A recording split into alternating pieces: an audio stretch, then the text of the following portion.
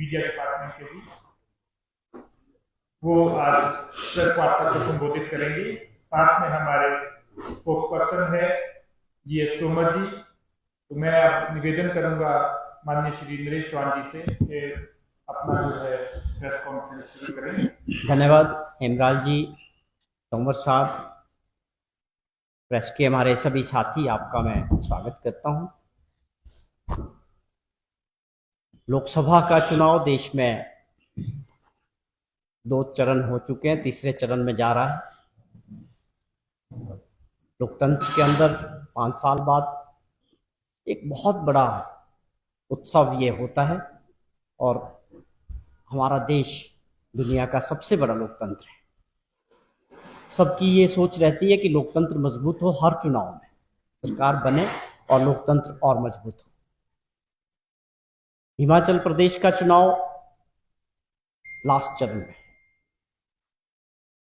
तो काफी दिनों से कांग्रेस पार्टी के 2 प्रत्याशी जो कल फाइनल हुए लोकसभा के लिए, हमने चारों प्रत्याशी कांग्रेस पार्टी के उतर चुके हैं।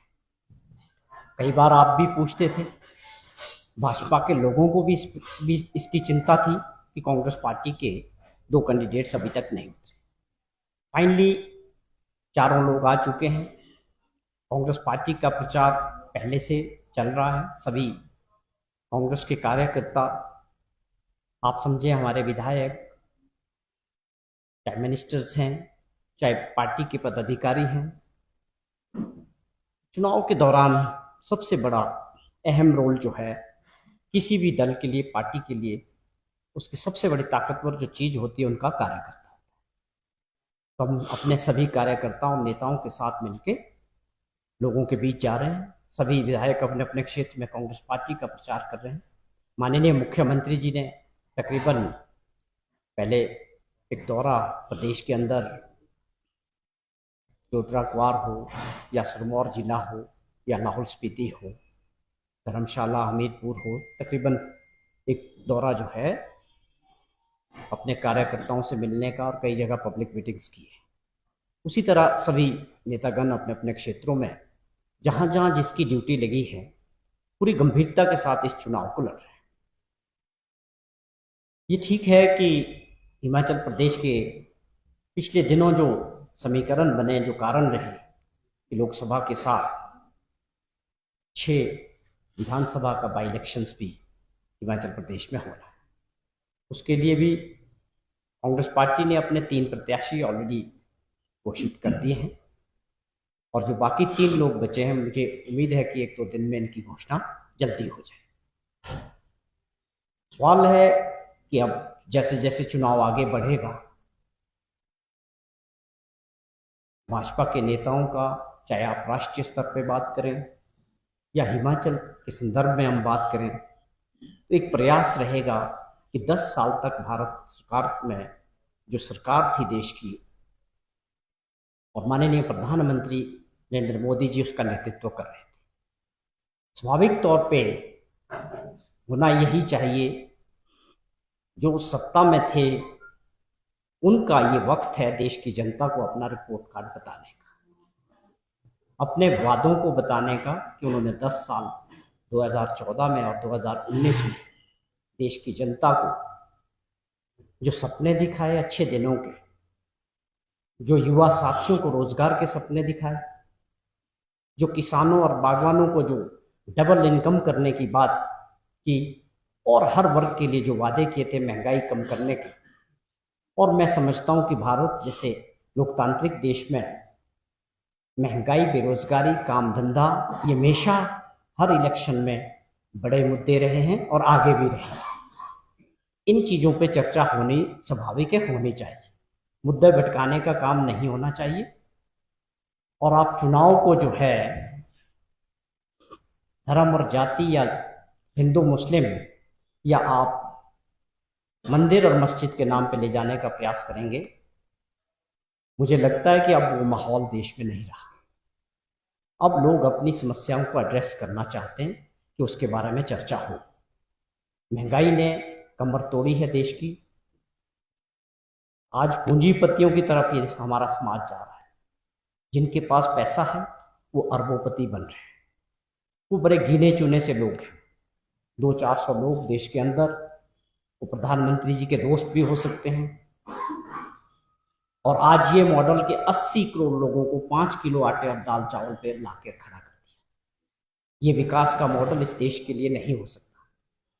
ये विकास नहीं है कि जिस देश की 80 करोड़ लोगों के लिए केवल आप उपलब्धि समझते हैं कि उनको हमने 5 किलो आटा या गेहूं या चावल दे दिया, तो ये विकास नहीं हुआ इस देश का। आपके मित्र 5 साल में दुनिया के, एशिया के सबसे रिचेस्ट आदमी बन गए। 5 साल में किसी को भी कोई भी तरीके से नहीं बना जा सकता, लेकिन उनके लिए आपका प्यार और जिस ढंग से उनके लिए सारी संपत्तियां देश की खोली गई, बैंकों में पैसा देश के लोगों का था, बैंकों से उनको पैसा देके आधे रेट पे देश की संपत्तियां बेची गई। हमारा देश पूंजीवाद की तरफ नहीं जा सकता। प्रधानमंत्री जी को भी और जनता को भी इस वक्त सोचने की आवश्यकता है कि जो सरकार सत्ता में है 10 साल से, वो कहाँ फेल रही। अपने मन की बात करने वाले प्रधानमंत्री देश की जनता की बात और उनकी समस्याओं को नहीं सुन रहे। समस्याएं हर जगह है, हर वर्ग की अपनी अपनी है। अगर हम हिमाचल प्रदेश की भी बात करें तो हम इस बात के लिए तैयार हैं।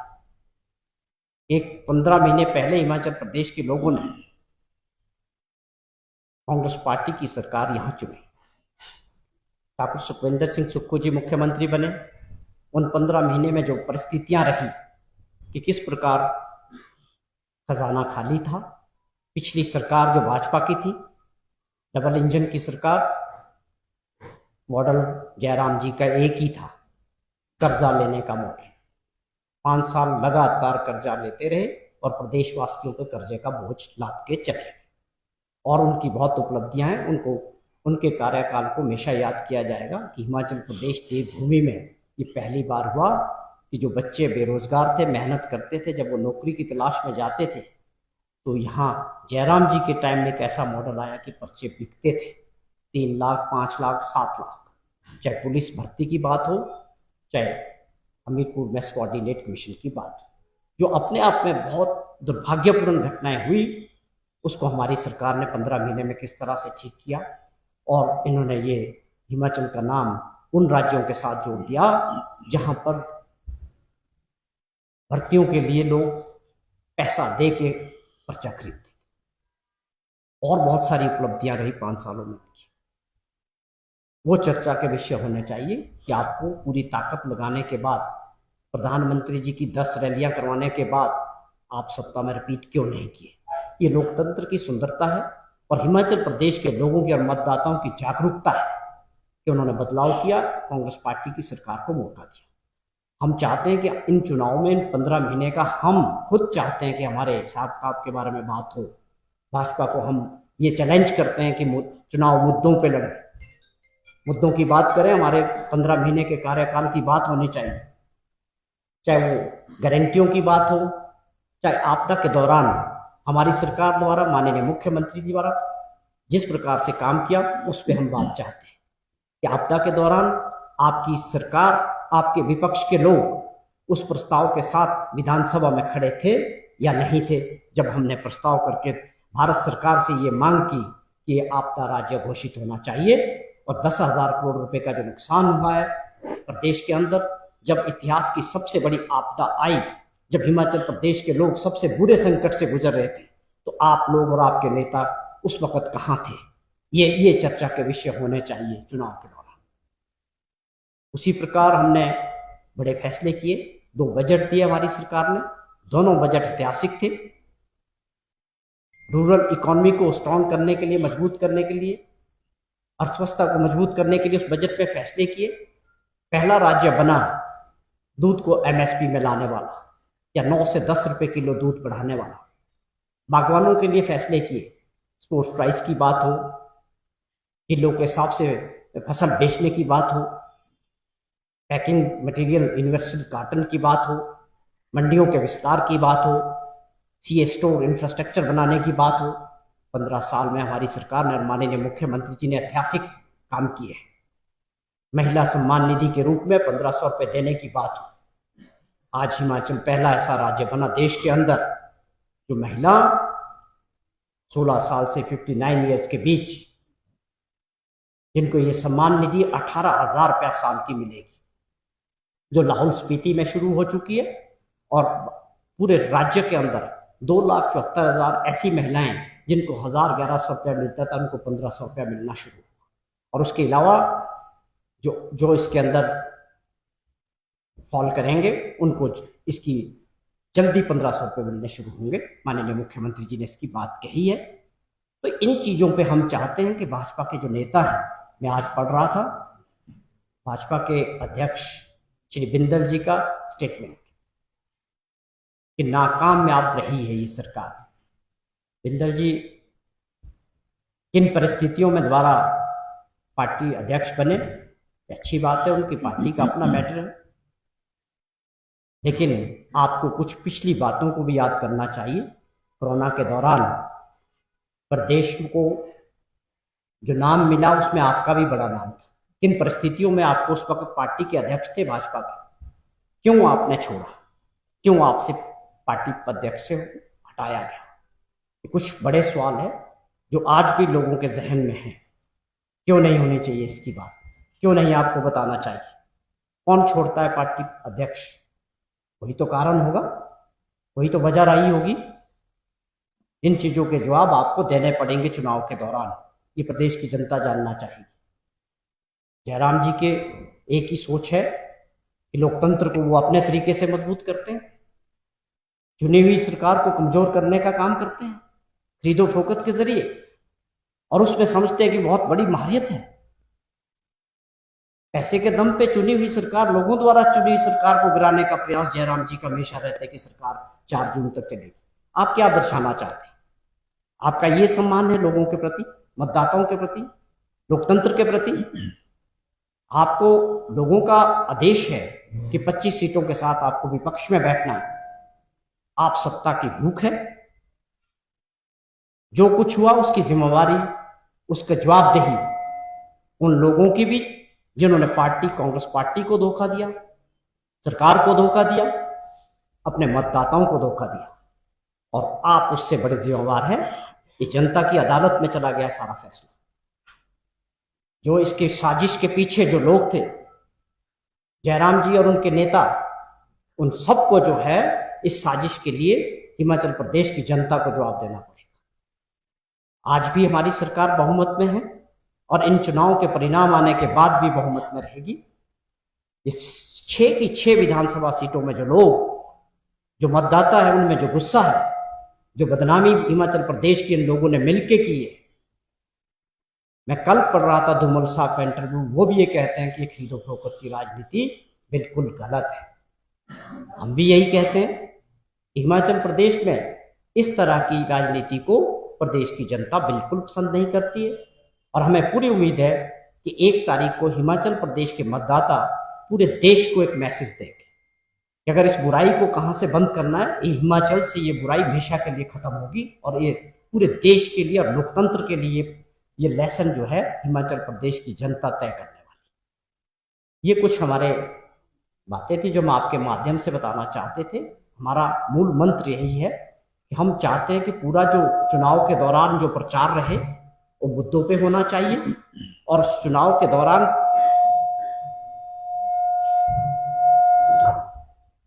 मर्यादा बनी रहनी चाहिए, चाहे हमारे दल की तरफ से हो, चाहे भाजपा की तरफ से हो। चुनाव में एक दूसरे के प्रति आरोप वाला काम नहीं होना चाहिए, मुद्दों पे चुनाव होना चाहिए, मुद्दों पे बातचीत होनी चाहिए, डिस्कशन होनी चाहिए। पर्सनल होके गलत आरोप एक दूसरे पे ना लगाए, हम ये सोच के इस बात को करते हैं। धन्यवाद। कोई पूछना चाहे प्लीज। डिग्री का केवल फर्क रह गया है, 2 लोगों को, 3 में से 2 लोगों को आपने उनको टिकट दिया है जो पिछली दफा भाजपा के कैंडिडेट थे, ऑफिशियल कैंडिडेट थे। तो वैचारिक दूरी क्या वो खत्म हो गई है? बीजेपी और कांग्रेस में जनता कैसे अंतर करेगी? ये बीजेपी वाला की कांग्रेस वाला जो बराबर का होगा। दूसरा, आनंद शर्मा को पले बड़े और शिमला में है, सियासत दिल्ली की है, टिकट आप कांगड़ा से दे रहे हैं, तो क्या जनता उनको स्वीकार करेगी? पहला सवाल आपका खरीदो फरोख्त की जो हमने बात की, मैं एक सवाल और पूछता हूं, आप सभी मेरे से बेहतर जानते हैं। भाजपा अपने आप को एक ऐसी पार्टी कहती रही पिछले कई वर्षों तक कि हमारे अपने सिद्धांत है, हमारी अपनी एक विचारधारा है। आप आज बता सकते हैं कि 150 से ऊपर लोग भाजपा के अंदर दूसरे दलों के किसी को भी ओपन ऑप्शन है कि आप आइए हमारी पार्टी ज्वाइन कीजिए। आप किस सिद्धांतों की बात हो रही है मुझे समझ नहीं आता। आप किसी भी दल में हो, आपके अगेंस्ट ईडी और सीबीआई और इनकम टैक्स के केसेस चल रहे हो, अगर उससे छुटकारा पाना है बहुत बढ़िया तरीका है। कोर्ट जाने की जरूरत नहीं, परेशान होने की जरूरत नहीं, जेल जाने से बचना है, भाजपा ज्वाइन करो, आपके केसेस खत्म। क्या इससे कोई इनकार कर सकता है किसी में दम भाजपा के नेता में कि इस बात का जवाब दे दे, बताए कि क्या हो नहीं रहा देश में? ये सैकड़ों एग्जाम्पल है। क्या आपने महाराष्ट्र की सरकार नहीं गिराई, मध्य प्रदेश में नहीं गिराई? देश के अंदर कितनी सरकारें गिराने का काम किया। अगर आपने सरकारें धन बल के जरिए बनानी है तो इस चुनाव का क्या मजाक है? चुनाव कराने क्यों? आप सम्मान करना सीखे लोगों का, लोगों के मत का सम्मान करें। धन बल के जरिए लोगों को एजेंसीज में फंसा के उनको रिजाइन करा के सरकारें गिराने का मॉडल, ये लोकतंत्र है क्या? है किसी में हिम्मत हिमाचल में भाजपा के नेता में कि इन दो चीजों का जवाब दे दे? हम कौन चुनाव जीतेगा कौन हारेगा ये प्रदेश की जनता मतदाता तय करेगा, लेकिन हम एक साथ में कहते हैं कि लोकतंत्र को बचाने की जिम्मेवारी आपकी और हमारी और सबकी है। आज लोकतंत्र खतरे में। लोकतंत्र ऐसे नहीं चलता है कि जो आपको बात नहीं मानेगा, आपके विचारों से सहमत नहीं है, विपक्ष में है, उनके लिए ईडी सीबीआई और जेलें हैं। आज मुख्यमंत्री जेलों से काम कर रहे हैं। इलेक्शन के दौरान क्या होता है? तानाशाह। तानाशाह की कौन सी परिभाषा फिट नहीं बैठती है मोदी जी की? हिमाचल में आपने सवाल किया, बीजेपी के ऊपर पड़ता है। देखिए आपका सवाल का जवाब है कि जहां 20 साल से कांग्रेस पार्टी के जो लोग हैं वो दगा देके, धोखा देके अपने परिवार को दूसरों के साथ मिल जाए और आपको 15 दिन के अंदर वहां कांग्रेस पार्टी को खड़ा करना है। आप सब समझते हैं जो वहां का नेता होता है, विधायक होता है, उसके इर्द गिर्द ही संगठन होता है और जहां भी लोग होते हैं वो दूसरे लोगों को खड़ा करने में समय लगता है। हमारी आज प्राथमिकता है प्रदेश की सरकार को बचाना। नंबर की गेम है, आप समझते हैं। ये बाई इलेक्शन है, इसमें सरकार को मजबूत करने के लिए जरूरी है कि जीतने के लिए जीतने वाले प्रत्याशी हो। दूसरा सवाल आपका कि आनंद शर्मा जी शिमला से है। ये ठीक है कि हिमाचल प्रदेश में बहुत कम ऐसा होता है कि लोग दूसरी जगह से, लेकिन दूसरे राज्यों में आप देखेंगे तो कहीं से भी चुनाव लड़ लेते हैं। हरियाणा, पंजाब, यूपी, कहीं से भी लड़ा लेते, उत्तराखंड में, वहाँ ये चीज़ बड़ी कॉमन है। हमारे आपके लिए ये बड़ा नया एक्सपेरिमेंट हो सकता है। आनंद शर्मा जी कांग्रेस पार्टी के और देश के बहुत बड़े सीनियर लीडर रहे हैं। आज उनको कांग्रेस पार्टी ने अगर आदेश किया कि आपको चुनाव लड़ना है कांगड़ा से, उन्होंने मैं समझता हूँ एक अच्छे सिपाही की तरह उस बात को एक्सेप्ट किया कि अगर पार्टी हाईकमांड का आदेश है लीडरशिप का तो वो चुनाव लड़ने के लिए तैयार है। वो चुनाव में जाएंगे। आनंद शर्मा जी का बारे में आप सब जानते हैं कि 50 साल का उनका राजनीतिक इतिहास रहा। एक कद्दावर नेता पूरे देश के और हमारे राज्य के रहे हैं। शिमला के रहने वाले हैं। स्कूलिंग, कॉलेज, उनकी राजनीतिक भूमि हमेशा हिमाचल प्रदेश और शिमला रहे।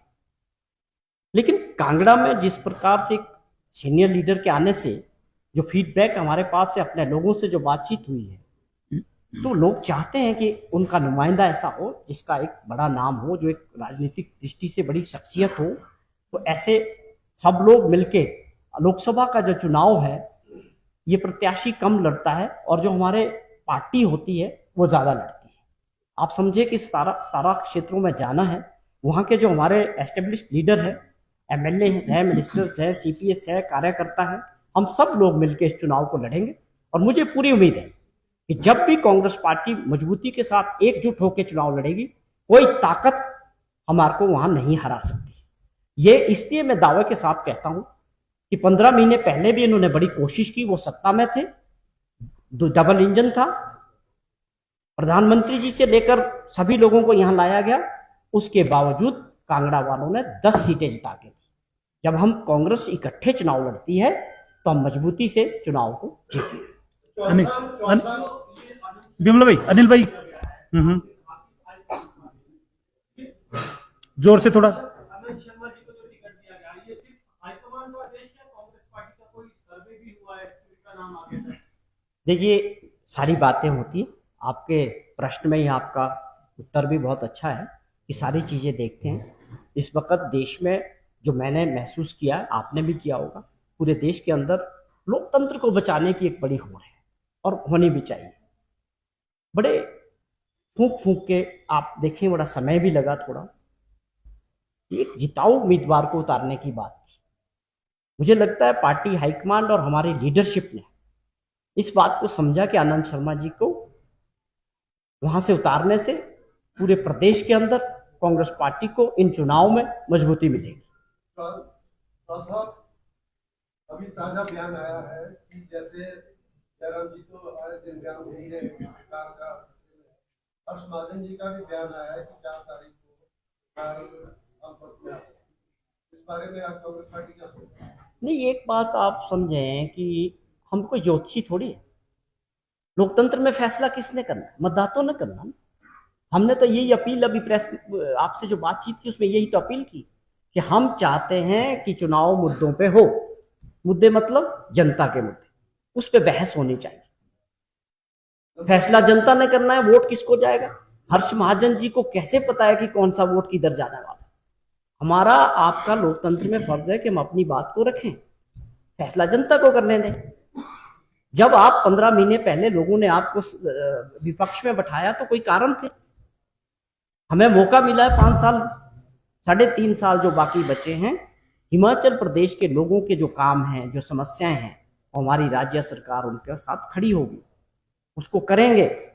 लोग चाहते हैं, ये हमारे पास फीडबैक है कि हमारे मुख्यमंत्री जी का लोगों के बीच, गांव में, पूरे प्रदेश के अंदर कैसा इमेज बना है। तो लोग चाहते हैं कि सुक्खू जी को पूरा समय मिलना चाहिए। वो हिमाचल प्रदेश की जनता चाहती है काम देने का मौका। भाजपा वाले तो सत्ता में आना चाहते हैं, तो सत्ता के भूखे हैं, तो वो तो जनता ने डिसाइड किया। चौहान साहब, मेरा सवाल है कि आप कह रहे हैं कि मुद्दों पर चुनाव होना चाहिए और जातीय और जो धर्म के नाम पर राजनीति नहीं होनी चाहिए। आपके नेता राहुल गांधी कह रहे हैं कि हम सत्ता में आएंगे, कास्ट सेंसस करवाएंगे, ओबीसी को दर्जा नहीं मिल पा रहा, चाहे वो, उन्होंने बहुत सारे एग्जाम्पल दिए कि जो दिल्ली में भी बड़े बड़े रैंकों पे जो है वो बड़े। मैं आपका प्रश्न पूरी तरह समझ गया।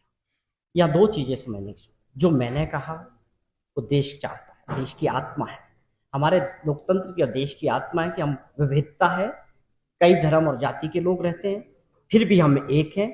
मजबूत भारत तभी रहेगा, हम सबको साथ लेके जाएंगे, सबको साथ चलाएंगे। ये हमारी पार्टी की नीति है, विचार है, सोच है।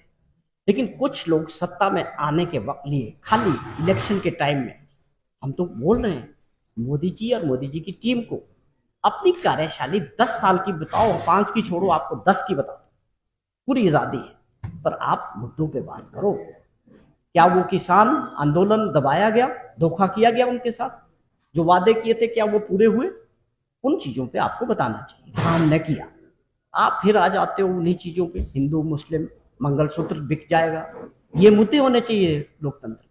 राहुल गांधी जी ने जहां तक सवाल किया कि सेंसस होना चाहिए, जब हमारा देश इस आधार पे है, विभिन्न जातियां हैं, क्यों नहीं सेंसस होना चाहिए? रिकॉर्ड नहीं होना चाहिए उनका, कौन किस जाति का है, कौन किस जाति का, उसमें क्या दिक्कत है? जब है हमारे समाज में, क्यों इसमें सेंसस करने में, उनका डाटा बनाने में क्या प्रॉब्लम?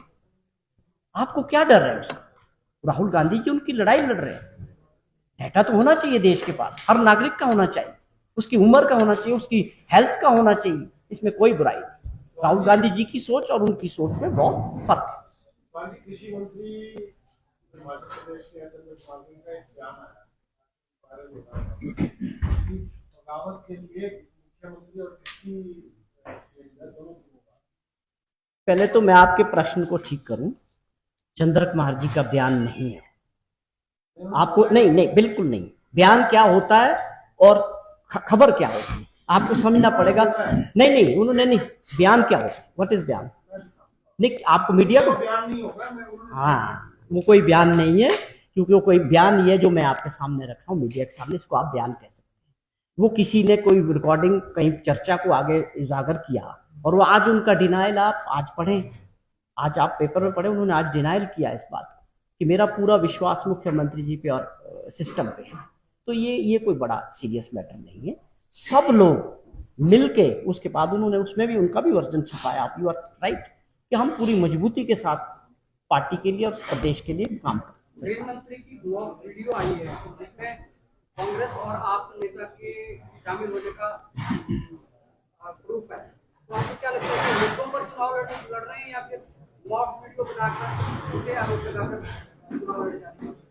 हमारा तो एक ही ये है कि हम चुनाव मुद्दों पे लड़ना चाहते हैं, डिस्कशन मुद्दों पे होना चाहिए, भाजपा को भी मुद्दों पे आना चाहिए, बजाय इधर उधर की जो एक्सेप्ट है उसको करो, लोगों के सामने रखो, लोगों को फैसला करना है।